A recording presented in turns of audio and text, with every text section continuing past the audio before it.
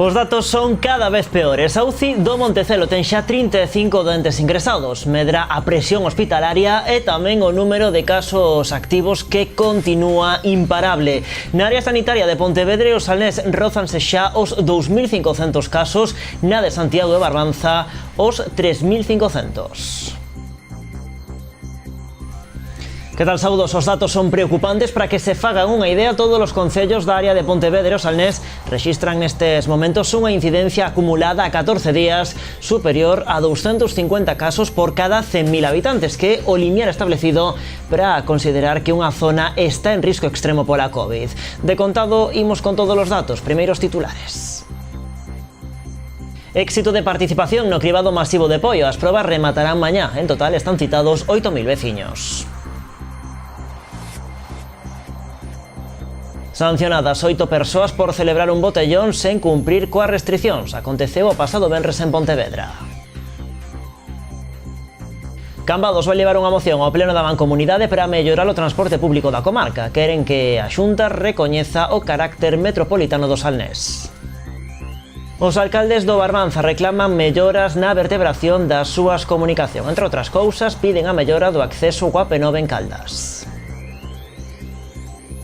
O exceso de auga doce provoca unha elevada mortalidade de marisco nas praias de Rianxo. Esta mañá os mariscadores trataban de recuperalo para poder sementalo de novo. Pois agora si, imos cos datos. 116 novos contaxios elevan a 2.469 a cifra total de casos activos en Pontevedra e os Salnés. Preocupa en especial a presión hospitalaria. A unidade de cuidados críticos do Montecelo conta xa con 35 doentes. Continúa aumentando a curva de positivos de coronavirus. A área sanitaria de Pontevedra e os Salnés rexistrou hoxe 116 novos contaxios, o que leva o total de casos activos aos 2.469. Ademais, a COVID deixou 3 novas vítimas mortais nas últimas horas. Trátase de 3 homes de 74, 86 e 92 anos. Un deles estaba ingresado en Montecelo e os outros 2 no Hospital do Salnés. Os 3 presentaban patoloxías previas. Con eles son xa 112 as persoas que perderon a vida polo coronavirus dende o inicio da pandemia. Ademais, preocupa tamén a presión hospitalaria, xa que esta área conta xa con máis de 150 pacientes ingresados. Mantenemos las 5 unidades de hospitalización en Montecelo y una en el Salnés para los pacientes COVID. En estos momentos tenemos un total de 121 pacientes ingresados en planta, 109 aquí en Montecelo. Recordar que el pico máximo que tuvimos en la primera onda fueron de 111 y 12 pacientes ingresados actualmente en el Hospital Público del Salnés. En las unidades de críticos la presión sigue siendo elevada. Tenemos 35 pacientes ingresados en 4 unidades ya habilitadas para este tipo de pacientes más críticos. Esperamos que a lo largo del día de hoy se produzca algún alta a planta, pero también se producirá algún ingreso con toda probabilidad. Ante esta situación, o Sergas continúa aprazando as intervencións cirúrxicas non urxentes. Esta semana, en cuanto a previsiones quirúrgicas, solo vamos a operar pacientes ingresados que estén pendientes de cirugías no demorables y aquellas urgencias que vengan y que entren por urgencias. En canto aos datos por concellos, Pontevedra confirmou hoxe 585 casos activos, 25 máis ca onte. Pola súa banda, en Pollo rexistrouse un descenso de 6 positivos, o que sitúa o total de contaxios en 409. No Salnés, Vilagarcía contabilizou 174 casos, Cambado 64, Vilanova 55 e O Grove 30. A evolución da terceira vaga na área sanitaria de Santiago e Barbanza tampouco dá tregua. Hoxe son xa 3.418 os doentes con infección activa e os hospitalizados ascenden a 200 persoas. 6 deles permanecen no Hospital da Rosaleda en Santiago e o resto ingresados no Clínico de Compostela, onde o número de enfermos na unidade de cuidados intensivos é de 44. A tendencia na comarca do Barbanza é a contraria, baixan os casos na maior parte dos concellos, destaca especialmente Ribeira, que levaba semanas por riba dos 100 casos e hoxe contabiliza 87. Noia, que baixa ata os 56, ou Lousame, que consegue reducir a incidencia acumulada por baixo dos 9 casos. Soben pola contra a Pobra, Rianxo e Porto do Son con 28, 49 e 32 casos. Mantéñense prácticamente estables en Muros e Outes con 26 e 27 positivos. E Boiro continúa en descenso e con 52 casos a achégase os valores previos ao peche perimetral do municipio. Éxito de participación no cribado masivo de Poio. As probas comezaron o pasado sábado e está previsto que remate mañá. Por ali deberían pasar unhas 8.000 persoas. O alcalde valorou hoxe a situación sanitaria que está atravesando o concello. Esta é a imaxe máis repetida nos últimos días no aparcamento da Seca en Poio. Centos de coches agardando a súa quenda para participar no cribado masivo. En total están citadas unhas 8.000 persoas. La actividad está siendo muy buena, la verdad. O sea, hoy desde el primer día bajamos un poco el ritmo, como suele suceder, porque siempre tenemos una abstención del 20% más o menos, de gente que ya está contagiada, que se tiene que quedar en casa, y a diversos factores que tenemos para que hagan el cribado. Pero normalmente es muy buena, la gente siempre quiere hacerlo por preocupación tanto familiar como conocida y demás. Neste cribado, os sanitarios reparten un pack cun tubo e un aplicador de plástico e son os propios veciños os que teñen que realizar a proba na súa casa. Ao día seguinte deixan aquí a súa mostra. Una vez que entren en cada mesa, lo que les pedimos es los datos para identificarlos. Una vez que los tenemos identificados, ligamos sus datos que tenemos en la Seguridad Social con una prueba de saliva, con un pooling, para que ellos lo hagan en casa y al día siguiente, cuando lo tengan realizado, nos lo traigan a la carpa que tenemos específicamente para ello, ¿vale? Una vez que lo tienen, después se les avisa mediante una notificación en el móvil o llamada si es positivo o negativo si es mensaje y ya estaría. Ata este cribado achegouse o seu alcalde de Poio. Luciano Sobral valorou positivamente a participación por parte da veciñanza. A valoración é moi positiva, desde todos os puntos de vista. Vas a cribar alrededor de 8.000 personas, co cual é un número importante e a ver que é o que sale de aí. Iso é o que esperemos que salga ben e cando menos, polo menos, saber a situación real da que estamos pasando aquí en Poio. Nos últimos días a evolución epidemiolóxica en Poio estabilizouse levemente. Aínda así, a incidencia acumulada neste concello segue sendo superior aos 2.400 casos por cada 100.000 habitantes.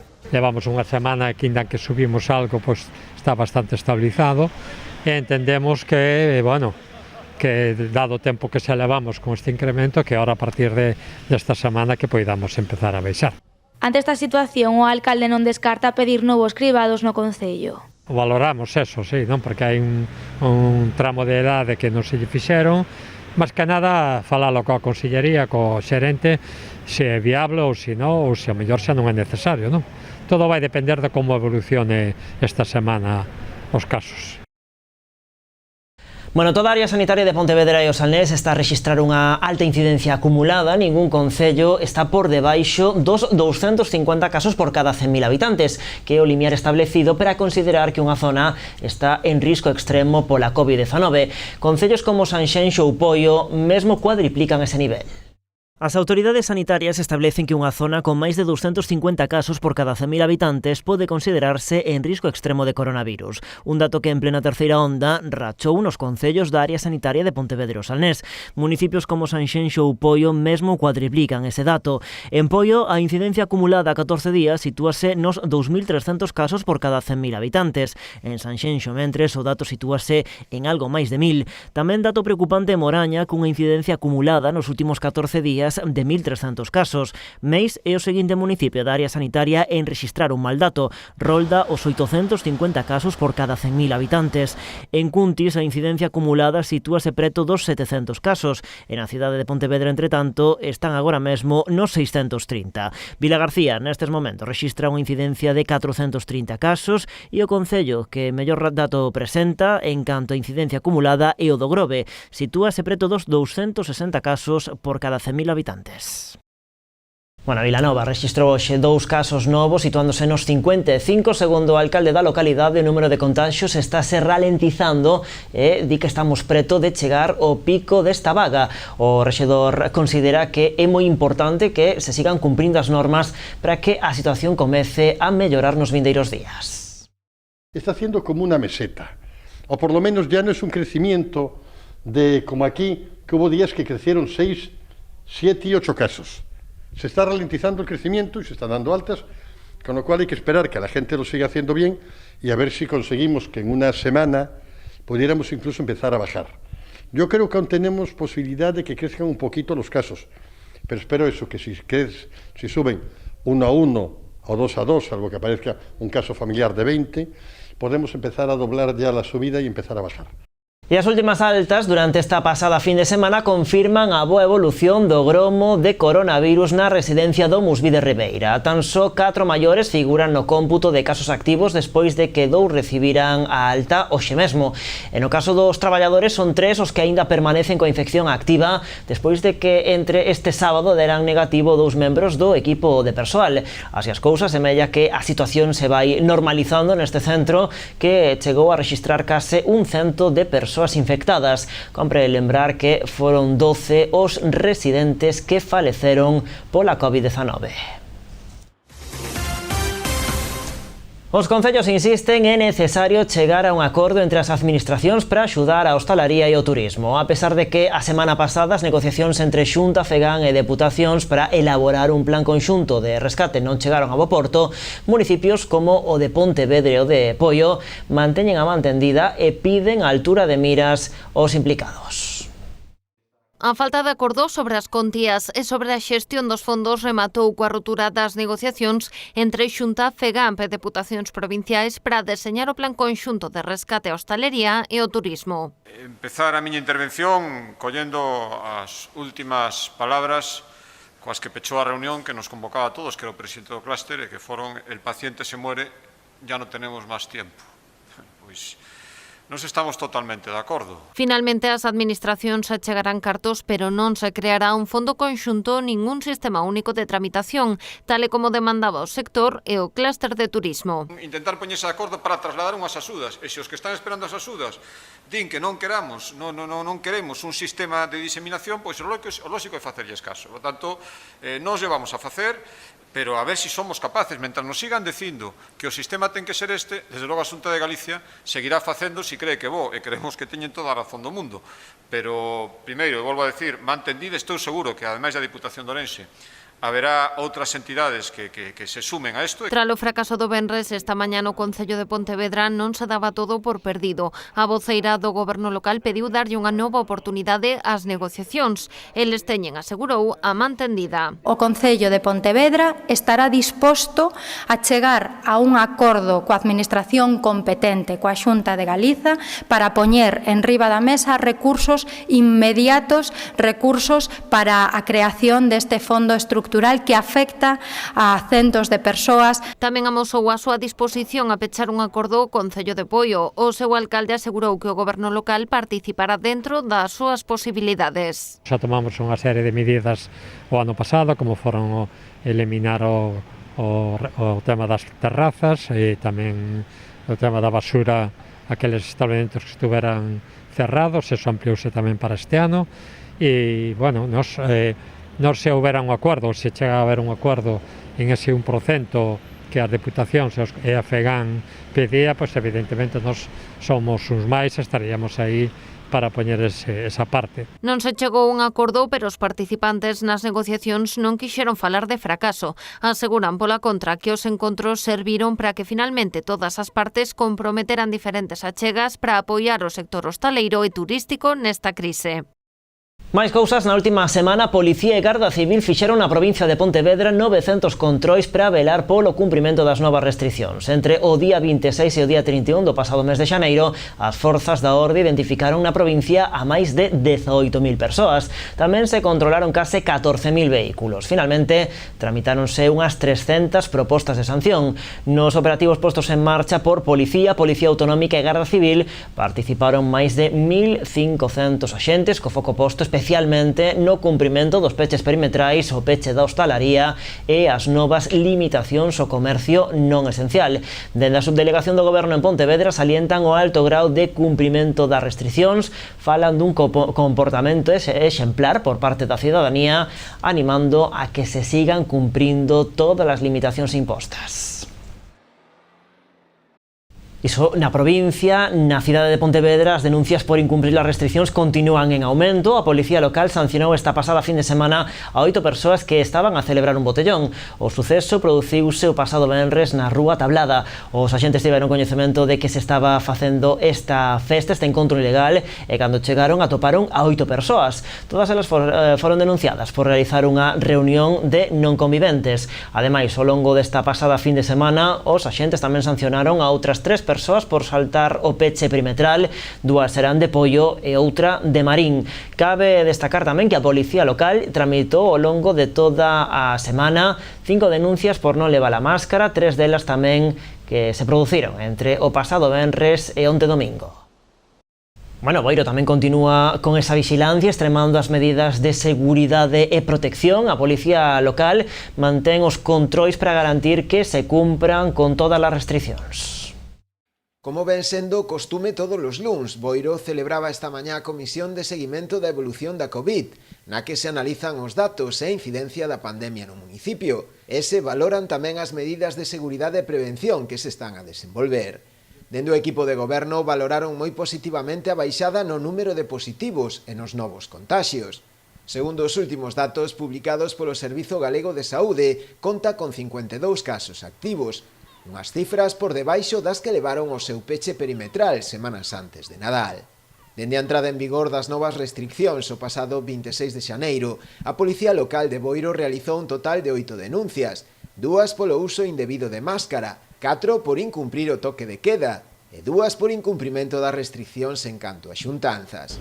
Tamén en Rianxo se registraron un total de 21 denuncias, 15 delas por infraccións de mobilidade, 4 por uso incorrecto da máscara de protección e 2 por reunións de non convivintes. Vilanova prepara un proxecto para converter o primeiro andar da Praza de Abastos nun espazo gastronómico. Dentro dun intre falamos desta iniciativa. Estamos de volta agora mesmo aquí nas Novas do Día.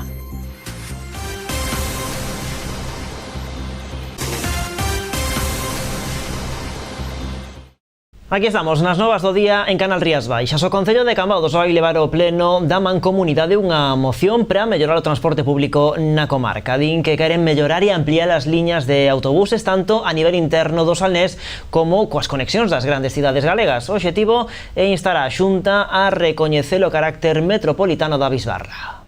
O Concello de Cambados leva dende o 2018 presentando iniciativas en contra do Plan de Transporte Público de Galicia. Dende o bipartito consideran que o transporte público na comarca atópase no seu peor momento. Nos entendemos que a situación está peor agora do que estaba fai décadas. E iso foi o que lle transmitimos á Xunta, non?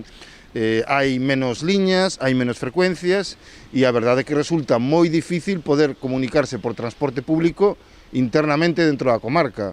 Dende a Concellería de Mobilidade tamén sinalan a falta de liñas de comunicacións públicas entre as vilas do Salnés e as grandes cidades galegas. Cara ás grandes cidades, cara aos centros universitarios, cara aos centros hospitalarios, en fin, unha serie de servicios básicos para a cidadanía que temos moi poucas ou prácticamente comunicacións inexistentes.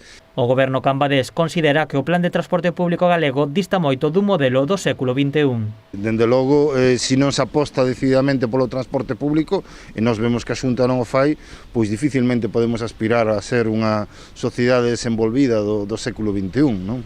Por todo isto, dende o Concello levarán unha moción ao pleno da Xunta da Mancomunidade do Salnés co obxectivo de mellorar as comunicacións da comarca e instar a Xunta de Galicia a que declare o Salnés como área metropolitana. Pero entendemos que sendo a terceira en densidade de poboación deberíamos tamén ter recoñecido ese carácter de área metropolitana que vai permitir pois tamén ter unha serie de beneficios, sobre todo para a xente nova, a hora de non ter que pagar en autobuses, pero tamén un recoñecemento que nos viría ben tamén para poder optar pois a unha serie de financiamento que a día de hoxe pois non podemos aspirar a él, non?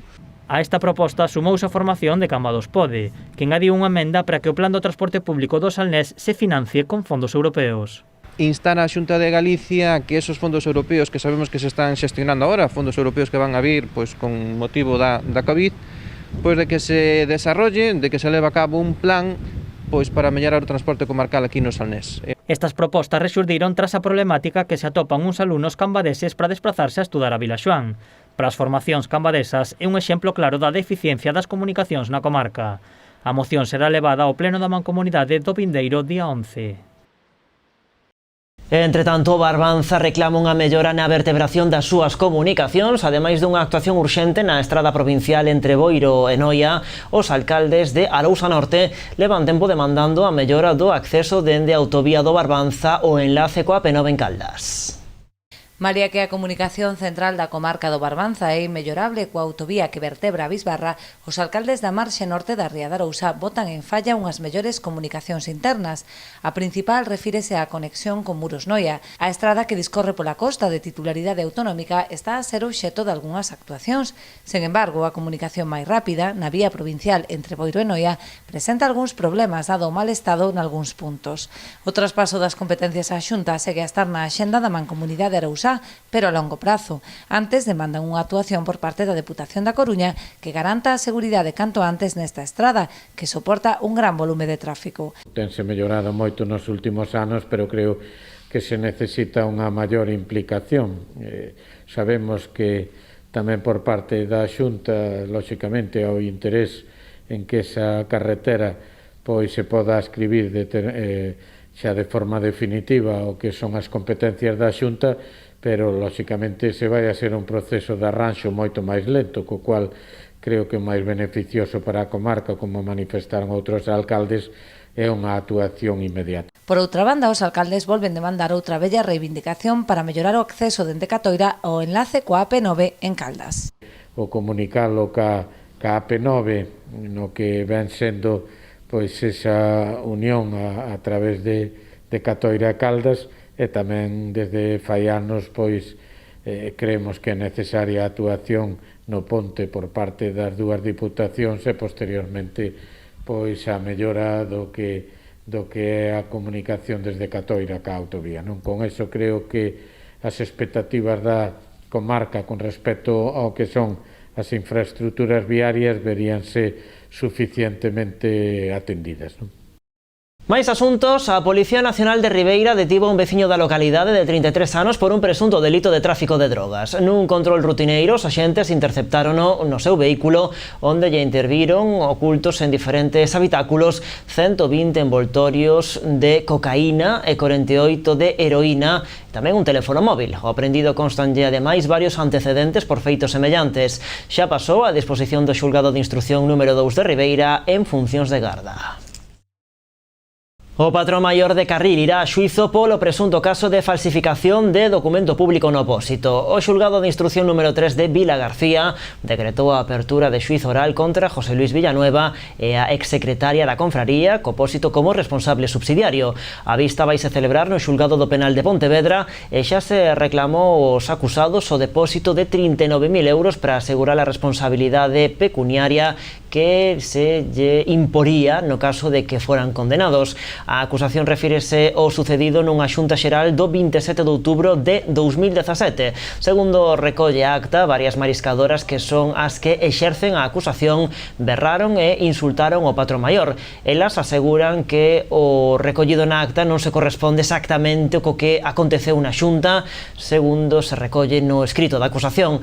Agora será o xulgado quen decida sobre os feitos. Os dous acusados enfróntanse a unha petición de 3 anos e 8 meses de cadea e unha multa de 8 meses a razón de 10 euros ao día. A acusación particular tamén solicita unha indemnización para as dúas mariscadoras que denunciaron os feitos e que reclaman 15.000 euros cada unha en concepto de danos morais. E o Concello de Pontevedra abriu expediente contra un funcionario do Servizo de Cemiterio. Segundo informa o goberno local, o home foi sancionado por empregar material público para uso privado. Agora será suspendido das súas funcións durante 5 días. O feito en sí ten que ver coa utilización do material do Concello para fins privados, é dicir, a persoa colleu unha desbrozadora e levou unha para casa e fixo un uso privado dos medios públicos. Polo tanto, unha vez aberto o expediente, unha vez terminado o prazo de alegacións e o prazo de xustificacións do incidente, pois acordamos impoñer a esta persoa unha suspensión firme de funcións durante 5 días. Vilanova prepara un proxecto para converter o primeiro andar da Praza de Abastos nun espazo gastronómico. A instalación adaptaríase para dar cabida a diferentes negocios que preparen comida para recoller ou para levar a domicilio. O proxecto inclúe unha reforma total do mercado. O Concello de Vilanova prepara un proxecto para reformar a Praza de Abastos. A proposta inclúe como principal novidade a creación dun gastroespazo na planta superior do edificio municipal. A zona será reformada e habilitada para dar cabida a establecementos gastronómicos. Se trata de que la Plaza de Abastos tenga un espacio donde también se pueda cocinar y, repito, o cogerlo allí, o comerlo allí, o que te lo lleven para casa. O novo espazo podería dar cabida ata 10 establecementos. A idea sería abrilo ao exterior coa creación dunha terraza. Creemos que debe ser un espacio abierto hacia el exterior. Podría ser un espacio como abajo, que entres una plaza central con los puestos alrededor, pero siendo donde estamos y pensando que va a tener mucha actividad en verano, tal vez pongamos los puestos, eso está por estudiar, en la parte central, rodeado, digamos, de una zona como de terraza alrededor, como de plaza, pero alrededor donde la gente pueda consumir los produtos si los quiere consumir ahí. O obxectivo é reactivar a vida da praza e convertela nun espazo competitivo. Yo veo que vienen de otros pueblos, a veces con ciclomotores, a traer comida precocinada a Vilanova. Yo creo que eso puede dar empleo y hacerse aquí, y más en verano, ¿no? En verano va a tener mucha más actividad, en invierno va a tener más actividad, siempre tiene más actividad los fines de semana, como toda la hostelería. Y yo creo que sí, que puede reactivar y que puede dar 10 o 20 puestos de trabajo, ¿eh? Yo creo que sí, y dar un servicio y activar lo que es la vida del pueblo. O proxecto incluiría unha reforma global do mercado municipal. La plaza era yo un niño cuando pasabas por aquí, la estaban empezando a hacer, lleva 50 años ahí y necesita un cambio. Por dentro está muy decente, está higiénicamente, se hicieron muchas reformas y cumple perfectamente, pero el aspecto exterior necesita un cambio y lo de la altura también necesita un cambio. O alcalde sinalou que antes de elaborar o proxecto reuniránse cos praceiros. Cuando venga el equipo redactor es reunirnos con los placeros para los de abajo que nos digan qué cambios quieren abajo. Eso es fundamental también, ¿no? Cambios de interés común, no cambios de interés particular de uno, pero cambios de interés común que nos digan en qué creen que puede mejorarse su servicio, de paso que se hace la planta de arriba, claro. Segundo o Concello, comezarán coa redacción do proxecto no prazo dun mes. A intención é comezar a executalo este ano para que estea rematado ao longo do vindeiro ano. O Concello de Pontevedra iniciou hoxe o procedemento administrativo para a adxudicación dos postos da planta baixa do mercado de abastos. En total, o goberno local saca 43 grupos de postos de diferentes dedicacións, dende peixe e froita ata casetas que están tanto no interior como no exterior da praza.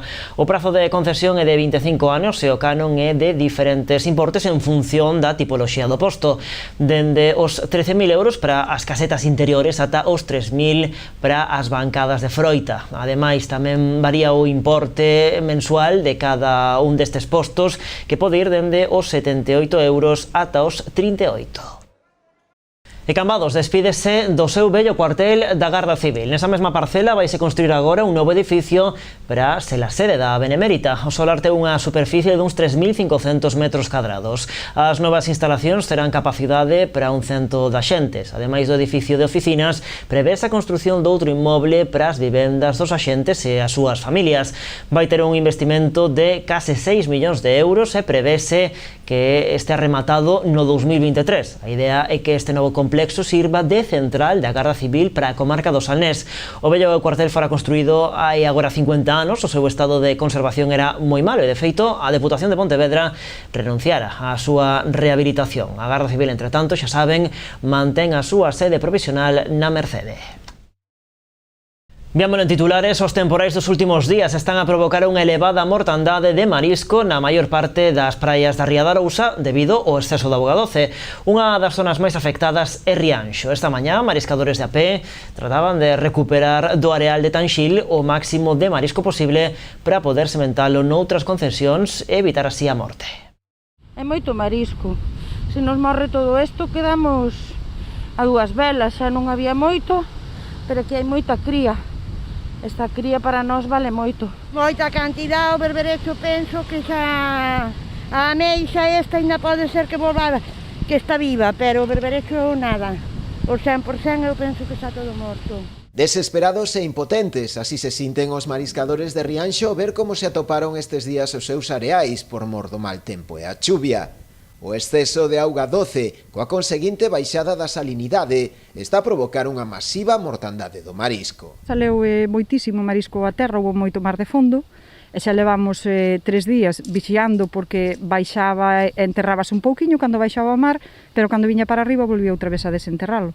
Entón, hoxe decidimos de quitar o día que tiñamos para ir a extraer marisco para a venta, para quitar o marisco que nos saleu todo a terra. Os produtores intentaban esta mañá recuperar a maior cantidade de marisco da praia posible, para así poder sementalo noutras zonas. Esperemos que se poda recuperar maioritariamente, se pode recuperar vai a ser a ameixa, porque o berberecho está bastante tocado. De todas estamos quitando todo para intentar a ver se conseguimos quitar algún, porque berberecho realmente non tiñamos moito, tiñamos moita cría, pero para vender non tiñamos, andábamos normalmente a 2 kilos, 3 kilos de berberecho, subimos agora un pouquiño máis a 5 kilos, porque nos apareceu aí un pouquiño na torre, pero berberecho en Rianxo aquí non había moita cría, pero berberecho de venta non, de tamaño de venta non, que é o que nos saleu agora a terra. E a situación non parece ter visos de mellora nos próximos días, xa que as previsións meteorolóxicas apuntan a un empeoramento da climatoloxía. Así, intentando que está o mar embravecido outra vez e non nos deixa facer o traballo ben, pero bueno, aí vamos. Porque o temporal sigue toda a semana. Sí, a ver se podemos salvar algo. A situación supón un novo varapau para un sector que xa non estaba pasando polo seu mellor momento. Unha perda grande, porque non sei, pero botémoslle, o que sei, de momento estamos con 2 contenedores que levan 500 kilos cada contenedor. O sea que non sei o que vamos a quitar daqui, porque ainda non estamos nin a mitad de marea. Vimos dun ano moi malo polo tema do COVID, este ano ten o mesmo rumbo, máis ou menos, e ainda por encima esta merma de produción que vamos a ter este ano vai se notar moitísimo na renta dos mariñeiros. Pero, bueno, son situacións que todos os invernos estamos expostos a elas e hai que intentar capeala como mellor se poida. E saiban tamén que o Pleno de Lousame aprobou por unanimidade os investimentos incluídos no POS da Deputación para este 2021. A Administración Provincial achegará 380.000 euros para acometer diferentes obras e servizos básicos referidos fundamentalmente á pavimentación de accesos e núcleos de poboación e melloras no trazado viario. Outros 154.000 euros destinaránse a gasto corrente. Este ano hai que engadir ademais unha partida extraordinaria de 116.000 euros para facer fronte ao gasto social derivado da crise sanitaria. Estes fondos destinaránse a incrementar as axudas a persoas maiores e dependentes e a dotación de medios digitais para os escolares de familias en risco de exclusión social. Tamén se van a adquirir materiais e equipos de protección fronte á COVID. Durante o pleno aprobouse tamén unha moción do PP para reducir o prezo da luz aos consumidores máis vulnerables. Ribeira converterase no 8º Concello de Galicia en dispoñer dun punto de encontro familiar. O Concello deu luz verde ao acondicionamento dun local no que a Consellería de Política Social implantará este servizo destinado a favorecer o cumprimento do réxime de visitas, facilitando o encontro dos fillos cos proxenitores que non teñan a custodia. Tras implantarse nas 7 cidades galegas, a Consellería de Política Social habilitará en Ribeira un punto de encontro familiar. O Concello vende informar favorablemente as obras que o Departamento Autonómico acometerá nun local municipal situado no lugar de Fontán. Trátase dun espazo diáfano de 134 metros cadrados que disporá de 3 salas de intercambio, unha oficina para a administración, despacho, zona de accesos e 2 aseos. Os obxectivos deste servizo son favorecer o cumprimento do réxime de visitas no caso de separación dos proxenitores, procurando un entorno seguro para os menores, o tempo que se facilita a orientación profesional para mellorar as relacións paterno-filiais e as habilidades de crianza. Tamén se ofrecerá información e se derivará aos servizos especializados ás vítimas de violencia de xénero e permitirá aos servizos sociais dispoñer de información fidedigna sobre as aptitudes parentais para defender os dereitos dos menores. As obras de acondicionamento ascenderán a 151.000 euros e teñen un prazo de execución de 4 meses. O local de titularidade municipal foi cedido á Consellería de Política Social por un prazo de 30 anos. O 11 de febreiro vaise celebrar o Día Internacional da Muller e da Nena na Ciencia, unha xornada que o Concello de Pontevedra vai conmemorar con 2 mesas redondas online. Recoñecidas doutoras universitarias, mestras e investigadoras uniránse para conmemorar o Día Internacional da Muller e da Nena na Ciencia. O Concello de Pontevedra celebrará esta xornada con 2 mesas redondas online. Investigar en pandemia será o título da primeira delas, que se levará a cabo o día 10 de febreiro. Podemos ter unha idea de como vai esta situación, se lemos un informe de investigación feito pola Universidade de Vigo que leva por título Xénero e Investigación Científica na Universidade de Vigo en tempos da COVID, que xa nos pode sinalar un pouco o camiño. A revisión e a produción de artigos científicos durante o confinamento, este estudo revela que no caso dos investigadores varones se mantivo o volumen de produción nun 75%, mentras que no caso das mulleres este volumen de produción caiu ao 58,6%. Que quere decir? Pois que esta fenda de cuidados igual sí ten moito que ver no que ten ocurrido neste ano. A segunda mesa redonda terá lugar o 11 de febreiro. Neste foro debaterase sobre como a pandemia está afectando o bacharelato de excelencia en ciencias e tecnoloxía. A segunda mesa redonda vai a estar centrada no STEM-BACH, que é o bacharelato de excelencia de ciencia e tecnología, que ten como obxectivo promover as vocacións científicas entre as nenas, xa que en moitas carreras de ciencias e tecnoloxía as alumnas están infrarrepresentadas e non poden quedar de lado do que vai a ser o progreso do mundo e a actividade que dos vindeiros anos. Na última mesa redonda estará presente tamén a voceira do CIM. Rosa Campos quiso poñer o seu foco sobre a importancia de dar maior visibilidade ao traballo que fan as mulleres na ciencia. Como só se pon apelidos nos traballos científicos, non te falan de autores, e esos autores, xa digo autores, porque son apelidos, inmediatamente a túa cabeza vai a que é un home, non? O que está facendo ese traballo, que fixo ese traballo. E realmente, porque o sistema de nomenclatura nas propias universidades e tal, pide que sexa así, non? Eu penso que é algo que habería que empezar a cambiar. Elena Cartea, Susana Diz ou Esther Padín serán outras as mulleres que participarán nestas mesas redondas. Os dous debates emitiránse a partir das 8 da tarde a través das canles de YouTube de Gueciencia e do Concello de Pontevedra. Sanxenxo adapta o seu entroido á complicada situación sanitaria. O Concello deseñou unha programación alternativa con especial protagonismo nas redes sociais, os centros educativos, asociacións e veciños en xeral. Co obxectivo de incentivar a participación a través de internet, vai convocar o concurso Confiparodias feito na casa, con vídeos de 1 minuto, como moito, nos que se van repartir máis de 2.000 euros en vales de compra para gastar no comercio e hostalería local. Vai haber categoría infantil para menores de 13 anos e outra adulta e mixta con dúas modalidades diferentes, individual ou parellas e 3 ou máis persoas, sempre cumprindo evidentemente coas actuais restriccións sanitarias. O prazo de inscripción vai comezar o vindeiro día 8 e rematará o 17. Ademais, tampouco van faltar as chiscadelas, as celebracións máis retranqueiras do entroido. O Concello está a preparar distintas grabacións para o enterro da sardiña, o enterro da cabra e a festa do jato. Así rematamos. A actualidade continúa en canalriasbaixas.com e tamén nas nosas redes sociais. De contado chega a información do tempo. Vémonos mañá. Adeus.